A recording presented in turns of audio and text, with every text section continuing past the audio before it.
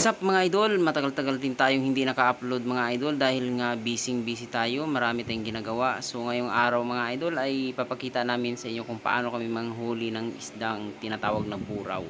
So ito ang isang paraan mga idol na hindi po gumagamit ng lambat pero maramihan po kung humuli. So ang ginagamit namin dito mga idol ay mga biwas lang po, tapos marami nga lang po sa isang nylon na nakatali.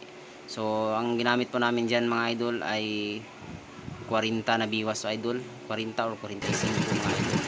So ganyan po, sumabit sila. Ito yung unang sabit namin yung alubi. So hindi pa siya yung biwas na biwas pero marami na rin mga idol. So ayan mga idol, ang huli namin ay mga buraw. Hindi pa po, wala pa po yung mga tinatawag na buraw. Panoorin nyo mga idol.